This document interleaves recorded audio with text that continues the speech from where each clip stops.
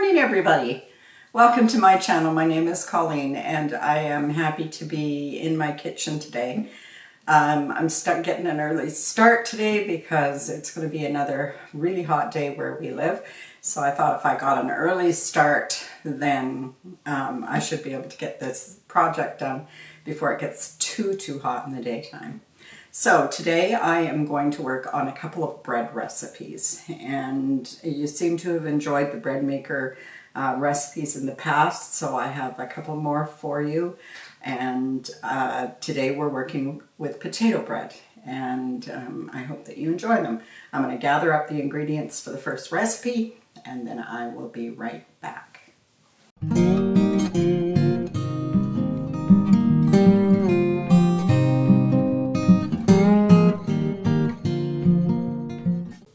Okay, for recipe number one, which is just a potato bread recipe. For this recipe, I use just potato flakes.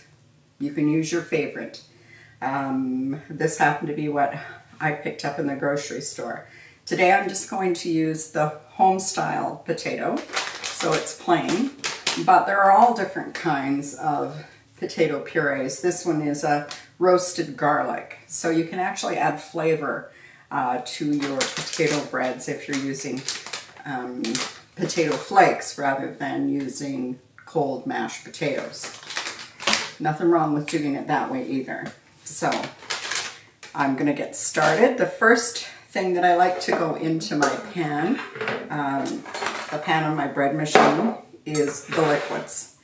And I think most bread machines recommend you do the liquids first. And in this case, we need 1 1/4 cups of milk. And I'm going to put this into the microwave to warm it up while I look at the rest of the ingredients and see what I can get in there while the milk is warming. Now, other things that can go in there while the milk is warming is some butter. This is a pretty rich dough. I'm going to put in, I think, about 4 tablespoons of butter. You can see I'm not really measuring them too carefully. But you should. It's one of those do as I say, not as I do things, maybe? No, I have not found this bread to be one that fails if you're not exactly accurate. And why would you, pardon me, why would you want to make a potato bread? That's a question that some people would ask. And I think many years ago, when we didn't have refrigeration and we had food that we would, cook one day and then have meals for several days, I think one of the things that didn't keep that well was potatoes. So they were trying to make ways to use up the potatoes. Now, I'm only guessing at this from my historical background, but I would guess that they would be able to use the potatoes in the bread and therefore prolong the life of the potato and make a really nice bread. It's a little denser, but it's got a really nice crumb, and I think that you might enjoy it. Okay, I'm going to check on that milk and see if it's warm enough, and then we'll move ahead. I've got the milk warm enough now. In fact, it might be a little too warm almost. But it doesn't take long for it to cool down in this pan. So we will just move on. I am going to add now to this some sugar. I need a couple of tablespoons. And I'm just going to use this dessert spoon to measure out a couple tablespoons. I'm also going to add some salt to it. About a teaspoon and maybe a quarter. And I'm just going to give that a bit of a stir, which will also help to cool down the milk a little bit. and then I will add the yeast. And I need 1.5 teaspoons of, I'm using a quick rise yeast. So 1.5 teaspoons of yeast. And then I need a pair of scissors so that I can cut the top on this bag. Scissors. Now I'm just going to open the home style ones today. And as I said before, the brand doesn't matter. That's up to you. If you have a favorite, then use that. We need 1/2 cup, I'll check and make sure, 1/2 cup of potato flakes. And again, this can be your favorite brand if you have one. But this also gives you an opportunity to build some different flavors into your bread. If you're using mashed potato flakes, you've got that, in this case, roasted garlic in it. But you can also buy different flavors of the potatoes these days. So I think that's good. And now we're going to add some flour. We need 3.5 cups of flour. Now, I measure and scoop, and in I go. I try not to compact the flour too much. That's 2, 3.5.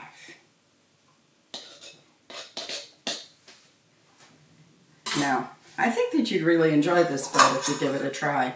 I think I've got everything in there, but I'm just going to double check the recipe and make sure that I do. Warm milk, check. Butter, check. Potato flakes, check. Flour, sugar, yes.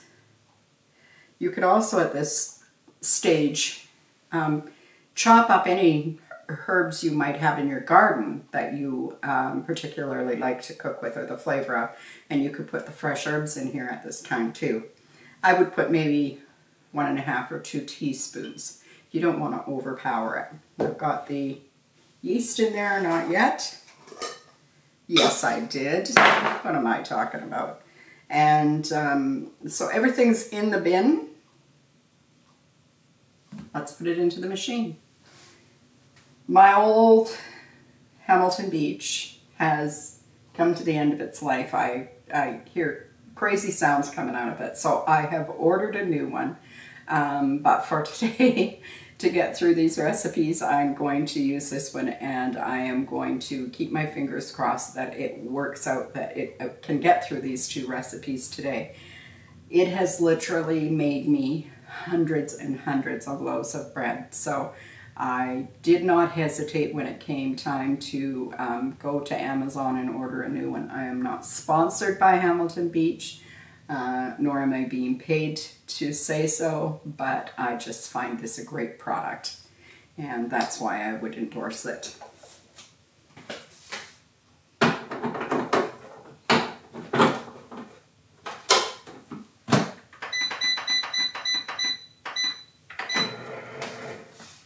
Now, I've just put it on the dough cycle, and I enjoy cooking bread that way. I was not a fan of bread that was cooked in the bread machine. I tried off, as maybe many of you did, I tried following all the directions, using the bread machine flour and the bread machine yeast, and cooking it in the machine, and I just did not like the texture.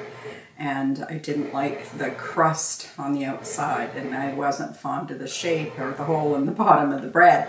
So I tried it one day, just making the dough in the machine, and I found that that worked really well for me, because I'm not as young as I once was, and my wrists and my hands take a beating when I have to knead the bread for a long time. So this was a perfect partnership for me. Was to be able to mix it in the bread machine, and then I form it into a loaf, put it in a loaf pan, and let it rise its second rise, and then into the oven it goes. So I will be back when this lot is finished, and I'll show you how I put it into the pan. Although I think most of you have got that figured out. But for beginners, I think I will do all the steps. So I will be back soon. Well, my machine just beeped. And I have in there the loaf of potato bread that I made with instant potato flakes. So let's get it out. Tip her out of there. And I am just going to knead it lightly, just to form it into the ball. It's already a fairly dense bread. I don't want to remove all of the air from it. I'm going to put it into the greased baking dish, and I am going to let it rise, just sitting on my cold stove top, until it's doubled in size.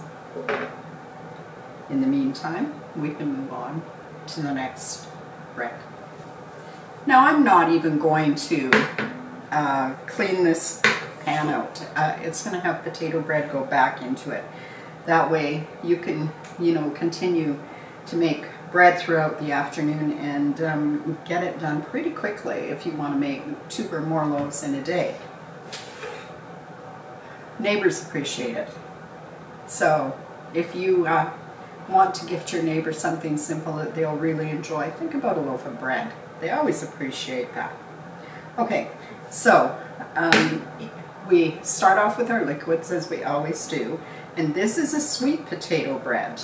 And I'm going to count the potato as a liquid for this. So last night I took a potato and I stabbed it multiple times, and I put it into my microwave oven for 10 minutes. This is just, this could be a yam or a sweet potato, whatever you happen to have on hand, or whatever you pick up in the grocery store, I guess. I picked one large one because I thought it would be easier than dealing with a bunch of little ones. And I am just, as you can see, I wrapped it up in a piece of plastic right out of the microwave when it was really like scorching hot. And that was just to keep the moisture in the potato, because they do tend to dry out a little bit if you're doing them in the microwave. If you're boiling them, it's a different story, but I didn't want to lose the moisture. So there we go. One piece here that's kind of hard. I'm just going to feel it. I need 1 cup of it mashed. So I am going to just grab my bowl over here. And I have my potato ricer in it. This is definitely a vintage potato ricer, but it continues to do the job, so I have no good reason to get rid of it. I am just going to slice these pieces into here because it'll make them a little easier to go through the ricer. And there we go. Now, if you don't have a ricer, you could use a potato masher. It's just the ricer definitely gives it a more even texture throughout the bread. And then you just squeeze down and open it back up and feed it some more. And this, you could definitely use leftover potatoes for this. You can make this recipe using just regular potatoes, like a russet that tends to kind of fall apart if you overcook it. Those potatoes are best for potato bread recipes. And there. Now, clean this up a little bit. You know that I have more than a cup here, but I only need a cup. There. I'm going to set this in the sink, and I'm going to set this aside for the compost pile. And I'm going to grab a cup so that I can measure the, actually maybe I'll use this cup. No, I'll use this cup. I'm going to be washing cups anyway. So I'm just going to fill the cup using my hand tools. Oh, that was bad, I know. And in it goes. Now I'm going to set this aside.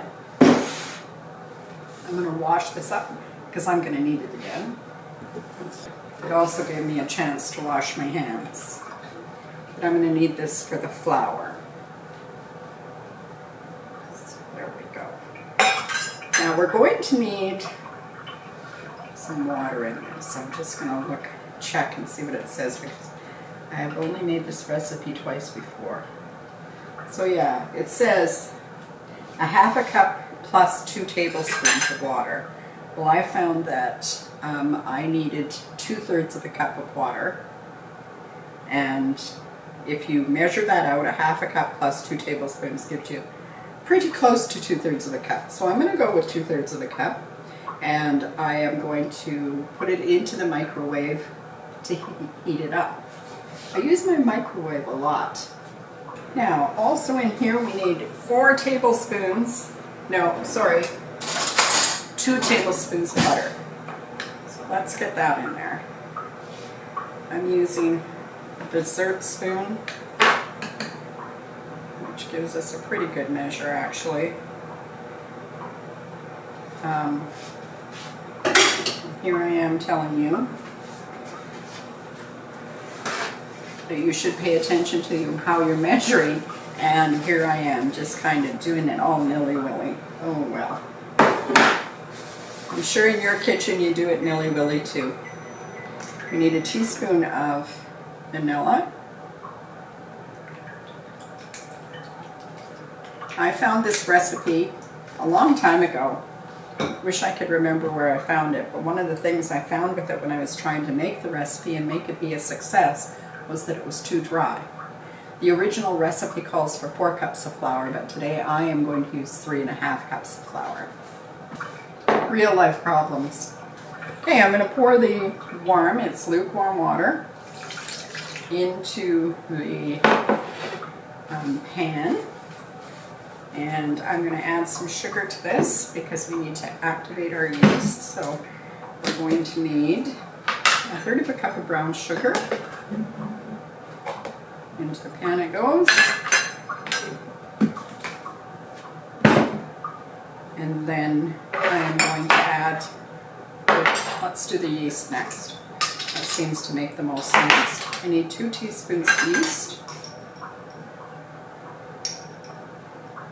I also need 2 tablespoons of dried milk. Now, oh, I need a spoon. I am using instant skim milk powder, but in the past I've used just like coffee meat. I know that it has a little more stuff in it that I wouldn't normally recommend, but I have done that in a pinch, so don't be afraid to do that. Now, let's see where we are in here. Good, good. Let's put some salt in there. I do know that some people are quite concerned about, that was 1.25 teaspoons, about not putting salt and yeast in at the same time.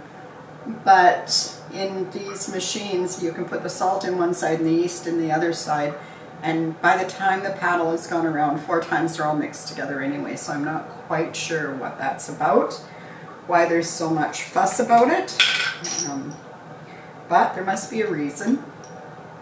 I have never paid attention to it myself, and I make out okay, but if you're a purist, you may want to keep them separated in your bread dish. I'm just grating some nutmeg in there. Maybe 1/4 teaspoon. And I'm also going to add into this 1/4 teaspoon or thereabouts of cinnamon. Whoops, having trouble getting that just right. There we go. 1/4 teaspoon cinnamon. Now, I am going to pull the flour bin over here, and I'm going to add some flour. I tried to scoop it and not pack it, so you have to be careful with that. That's 1.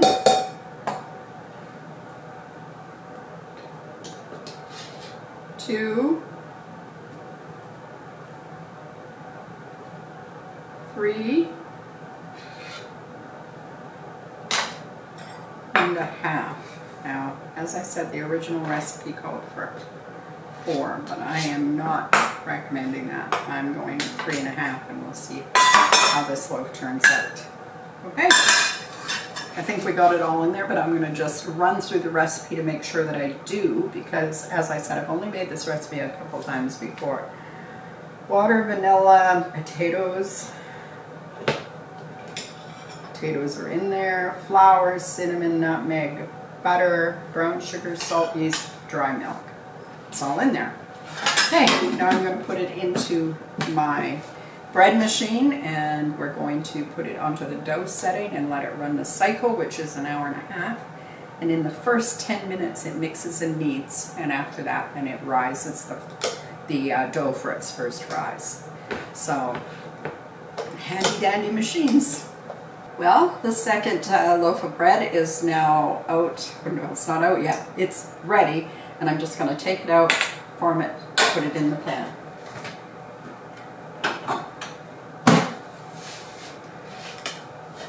This is the sweet potato bread, and you can see that it rose quite nicely in the pan. And I'm just going to do the same thing with it. The bread dough has great texture. And I am going to put it in here, cover it with this light kitchen towel, and I'm going to set it on the stove. And I'm going to let it double in size. The first loaf that I put in, the potato bread made with the potato flakes, I left it to rise for 1 hour. And I think that it needed every bit of that, so keep that in mind. And now this one, I'm going to guess that this one will probably take about the same amount of time, maybe a little less. Okay, I will be back before you know it.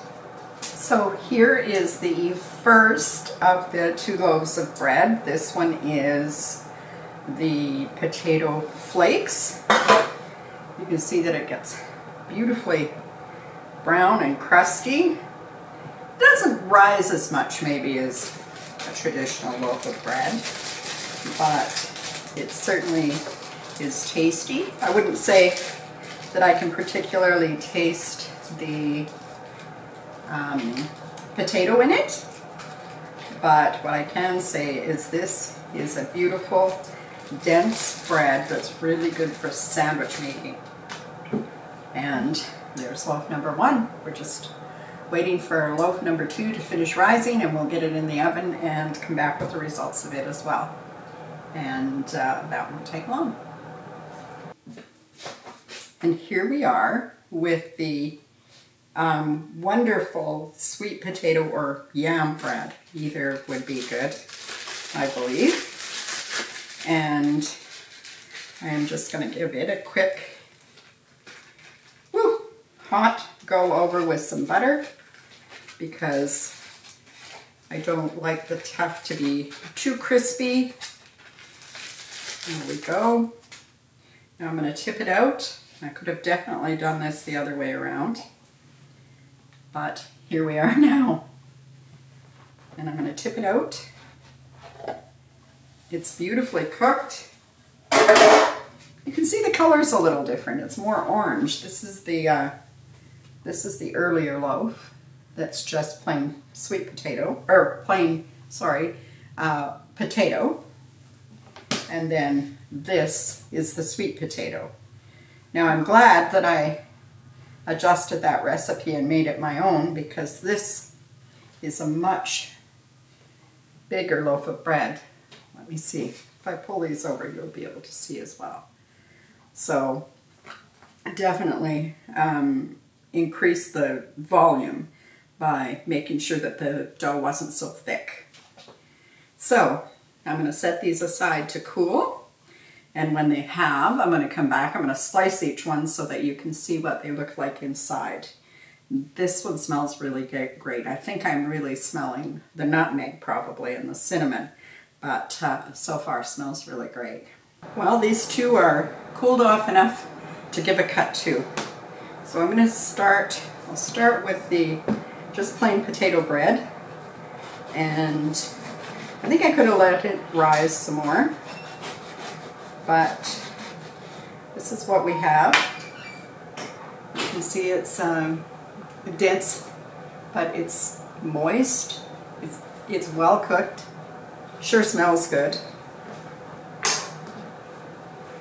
And then there's the sweet potato bread, and I left it to rise a little longer, and you can have a look at that. It's got a nice crumb. It smells really good. It's moist. In fact, I'm going to flip it over because I can feel I didn't have it on a rack. Should have put it on a rack because the bottom's a little moist from the steam escaping. So here are 2 more bread recipes that you can make with your bread machines, and wonderful recipes, a great way to use up any of your leftover potatoes. You just may want to warm them a little bit so that they mash easier, and then cool them after they've mashed. For the sweet potato one, you could use regular potatoes in it. I would use probably a russet, and I would leave the spices out if you're just making a regular one. Leave out the vanilla, the spices that we put in, which were cinnamon and nutmeg, and that way you could use regular leftover potatoes. But you can also shortcut it and use potato flakes. This isn't a particularly good representation of what it can be like, because I did shortcut the rise time on it a little bit. So make sure that you don't do that. Now I baked both loaves at 375 degrees in the oven, and I baked this one a little bit longer because I knew it hadn't risen as much, so it would take a little more time for the internal temperature.